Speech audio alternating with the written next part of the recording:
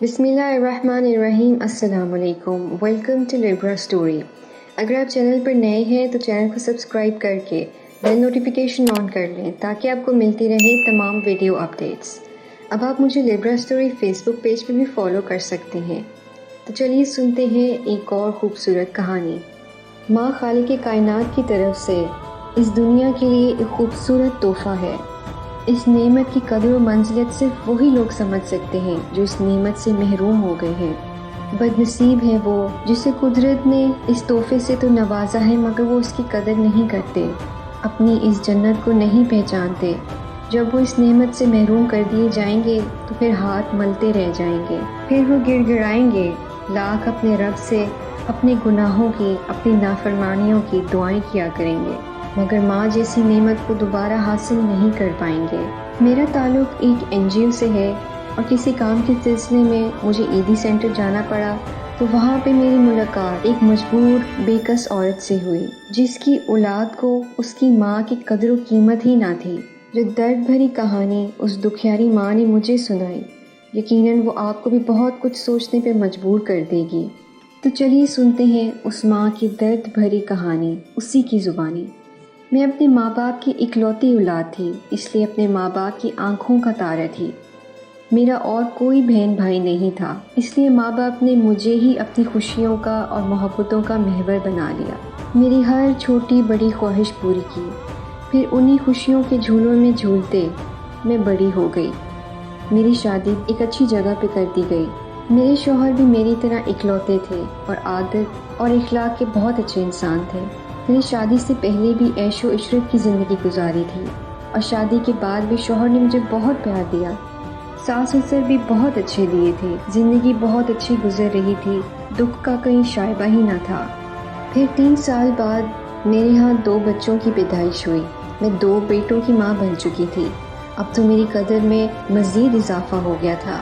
اللہ کی اتنی نعمتوں پر مجھے چاہیے تھا کہ میں اللہ کا شکر ادا کرتی کہ اس نے مجھے اتنی اچھی زندگی عطا کی، مجھے اولاد کی بھی نعمت سے نوازا۔ لوگ تو اولاد کے لیے ترستے ہیں اور بیٹے کے پیچھے یعنی اولاد نرینہ کے پیچھے تو طلاقیں ہو جاتی ہیں۔ اب مجھے بیٹی کی خواہش ہونے لگی۔ میرے شوہر مجھے کہتے تھے، نیک بخت، شکر کیا کر کہ تجھے اللہ نے بیٹوں سے نوازا ہے اور تو ہے کہ ہر وقت بیٹی بیٹی کرتی رہتی ہے۔ صبر کر، اللہ تجھے بیٹی کی نعمت سے ضرور نوازے گا۔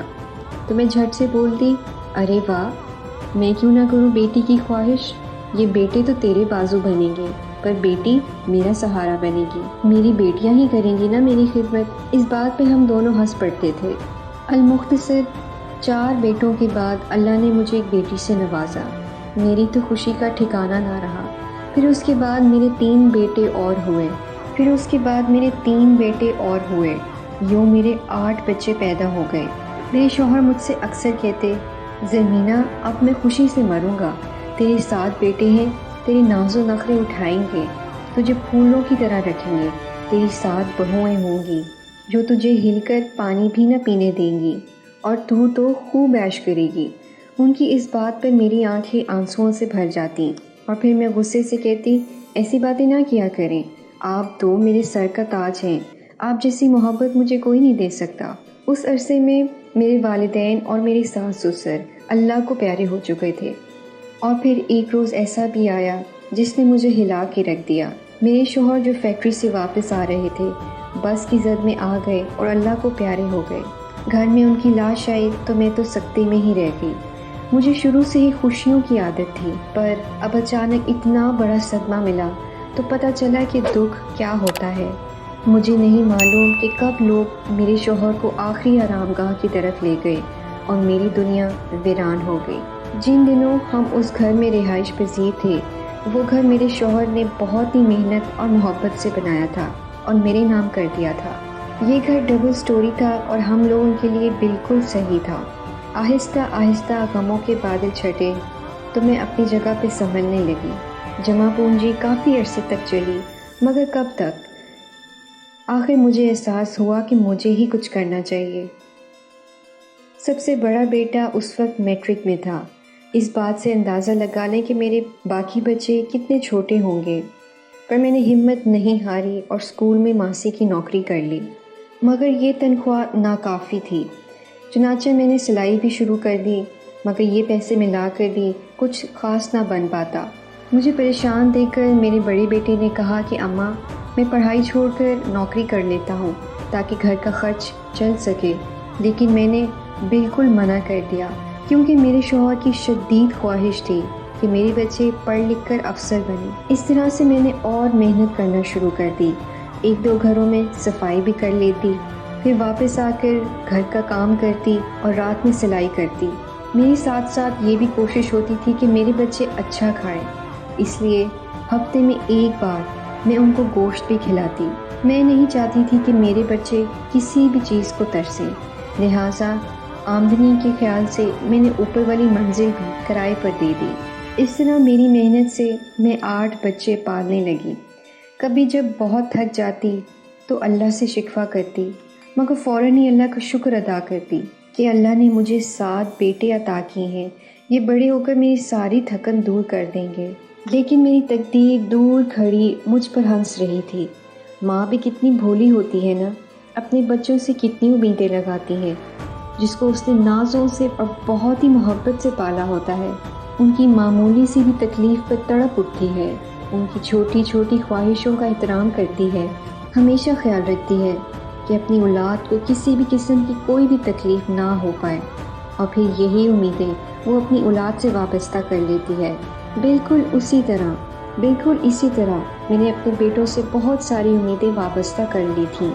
جب تھک کے چور ہو جاتی تو ان حسین خوابوں میں کھو جاتی کہ انشاءاللہ وہ وقت بھی ضرور آئے گا جب میرے بچے بڑے ہو کر مجھے گھر پہ بٹھا دیں گے، میں آرام کروں گی اور میری 7 بہویں ہوں گی جو مجھے ہل کر پانی بھی نہ پینے دیں گی۔ میں اپنی سوچ پر خود ہی خوش ہو جاتی اور ہر روز ایک نئے عزم کے ساتھ دوبارہ سے کام کے لیے چل پڑتی۔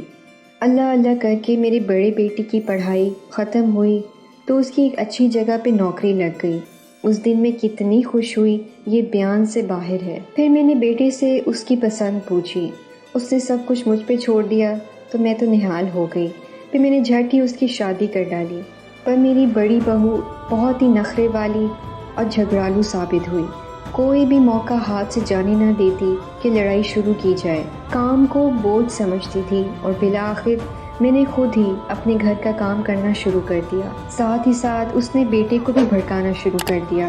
یہ روز روز کی لڑائیوں سے میں بہت تنگ آ گئی تھی۔ 1 سال کے عرصے کے بعد ہی میرے بیٹے اور بہو نے الگ گھر لے لیا۔ اس دن میں تڑپ تڑپ کے روئی، پر میں نے اپنے آنسو خود ہی پونچھ ڈالے اور پھر اپنے باقی بچوں میں مگن ہو گئی۔ اسی طرح دوسرا بیٹا بھی جوان ہو گیا، اس کی بھی اچھی جگہ نوکری لگ گئی، اس کی بھی شادی کر ڈالی۔ اس کی بہو بھی آئی تو وہ بھی نخرے والی تھی، اس کو بھی کام نہ آتا تھا، تو میں نے سوچا خیر کوئی بات نہیں، میں ہی اس کو ماں بن کے یہ سارا کام سکھاؤں گی۔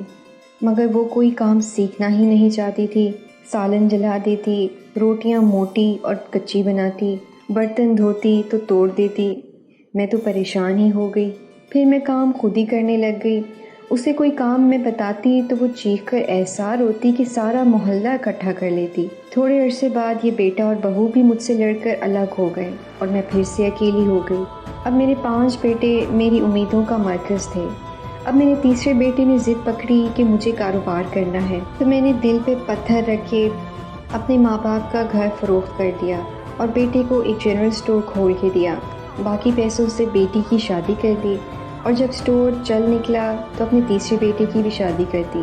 اس وقت انہوں نے اوپر والی منزل خالی کروا لی اور وہ دونوں وہاں پہ شفٹ ہو گئے، اور ایک بار پھر میں تنہا رہ گئی۔ کبھی کبھی میں سوچتی کیا میرے ساتھ میرا کوئی بیٹا رہے گا بھی کہ نہیں، کیا مجھے کبھی سکون اور آرام ملے گا بھی کہ نہیں، کیا میں ساری زندگی مشقت اور محنت کرتی رہوں گی۔ اور پھر سے امید باندھ لیتی کہ ابھی تو میرے 4 بیٹے باقی ہیں، یہ مجھے تنہا نہیں ہونے دیں گے۔ لیکن میرے 4 بیٹوں نے جوان ہوتے ہی مجھے تنہا چھوڑ دیا۔ اب میں حقیقتاً اکیلی ہو گئی تھی۔ جس دن سب سے چھوٹے بیٹے نے پورشن الگ کیا تھا، اس دن میں دیواروں سے لگ کے روئی تھی۔ اس دن مجھے اپنے شوہر کی بہت یاد آئی اور میں روتے روتے بے ہوش ہو گئی۔ جب ہوش آیا تو ہر سو اندھیرا ہی اندھیرا تھا، اور میں تھی اور میری تنہائیاں۔ میں رات بھر روتی رہی۔ میرے 7 بیٹے تھے اور میں اس حال میں تھی۔ میرا کوئی بھی بیٹا مجھے پوچھنے نہیں آتا تھا، میرے سارے بیٹے مجھے چھوڑ گئے تھے۔ جن کی تکلیف پہ میں پریشان ہو جاتی تھی، جن کو ہڈی والا گوشت میں نے کبھی نہ کھلایا تھا، یہ سوچ کے کہ کہیں یہ ہڈی ان کے گلے میں اٹک نہ جائے، اور یہی بیٹے مجھے آج اکیلا تنہا چھوڑ کے چلے گئے تھے۔ چھوٹی بہو احسان جتانے کے انداز میں میرے آگے کھانا پٹک جاتی اور کبھی تو یہ بھی زحمت نہ کرتی اور میں بھوکی ہی سو جاتی۔ میں نے بچپن میں اپنے ماں باپ کے منہ سے یہ کہتے سنا تھا کہ 7 بیٹوں کی ماں بھوکی رہ جائے گی مگر ایک بیٹے کی ماں کھانا کھا کر سوئے گی۔ تب تو مجھے اس بات کی سمجھ نہ آتی تھی، مگر اب یہ ساری باتیں میری سمجھ میں آنے لگی۔ میرے 7 بیٹے تھے، وہ سب ایک دوسرے کے آسرے میں تھے کہ اس بھائی نے ماں کو کھلا دیا ہوگا، پر میں بھوکی سوتی۔ پھر ایک اور قیامت مجھ پہ ٹوٹ پڑی۔ ایک دن میرے 7 بیٹے میرے پاس آئے اور وہ گھر فروخت کرنا چاہتے تھے۔ دراصل وہ لوگ اپنا حصہ لینا چاہتے تھے۔ کچھ تو مجھے اندازہ تھا، مگر اتنی جلدی وہ لوگ میری زندگی میں گھر کو بیچنا چاہیں گے یہ میں نہ جانتی تھی۔ خیر وہ لوگ تو تیار بیٹھے تھے، مکان بک گیا اور سب نے اپنے اپنے حصے رکھ لیے اور میں بے صاحبہ ہو گئی تھی۔ میرا مسئلہ منہ پھاڑے کھڑا تھا کہ اب مجھے کون سا بیٹا رکھے گا۔ پھر مشورے سے یہ طے پایا کہ میں ایک ہفتہ ہر بیٹے کے گھر رہوں گی۔ گویا اب میں ایک بوجھ تھی جسے مستقل اپنے پاس رکھنے کے لیے کوئی تیار ہی نہ تھا۔ ایک ہفتے بعد فون کر دیا جاتا تھا کہ دوسرا بیٹا آ کے لے جائے۔ انہی پریشانیوں میں میں بیمار پڑنے لگی، رو رو کر اپنے رب سے اپنی گناہوں کی معافیاں مانگتی، اپنی موت کی دعا کرتی، مگر تقدیر میری جھولی میں ابھی اور دکھ ڈالنا چاہتی تھی۔ ایک روز میں اپنے بڑے بیٹے کی طرف رہ رہی تھی اور سخت بیمار تھی۔ بڑی بہو تو ویسے ہی مجھ سے بیزار تھی۔ جب ایک ہفتہ ختم ہوا تو اس نے دوسرے بیٹے کو فون کر دیا کہ اماں کو آ کے لے جاؤ، ایک ہفتہ پورا ہو گیا ہے۔ فون کرنے پہ پتہ چلا کہ میرا دوسرا بیٹا بیوی اور بچوں کے ساتھ لاہور گیا ہوا ہے۔ اس طرح میری بڑی بہو طیش میں آ گئی۔ پھر اس نے باری باری سب کو فون کیا کہ اماں کو آ کے لے جاؤ، تو سب نے یہی کہا کہ ہماری باری نہیں ہے، اپنے ٹائم پر ہی لے کے جائیں گے۔ یہ ساری کارروائی میرے سامنے ہی ہو رہی تھی۔ سوچے میرے دل پر کیا گزر رہی ہوگی۔ آج میں اپنی اولاد پہ بوجھ بن گئی ہوں، کیا کسی کو میرا کوئی خیال نہیں؟ میرے آنسو جو ہمیشہ میرے ہی دل پر گرتے تھے آج بہہ رہے تھے۔ میری بہو بڑبڑاتی ہوئی پیر پٹکتی ہوئی جا رہی تھی اور میں اپنی ناقدری پر رو رہی تھی۔ کیا میری اولاد کی نظر میں میری کوئی اہمیت، حیثیت یا اوقت نہیں ہے؟ میرے آنسو بس گرے جا رہے تھے اور میں بے آواز روئی جا رہی تھی۔ میری بہو نے غصے میں مجھے دوپہر کا کھانا بھی نہ دیا۔ میں چپ چاپ پڑی رہی اور سو گئی۔ آنکھ کھلی تو شام ہو رہی تھی۔ مجھے بہت کمزوری محسوس ہو رہی تھی، ایک تو بیماری اور پھر بھوک۔ پھر میں بامشکل اٹھ کر خود ہی کچن میں کھانا لینے کے لیے چلی گئی۔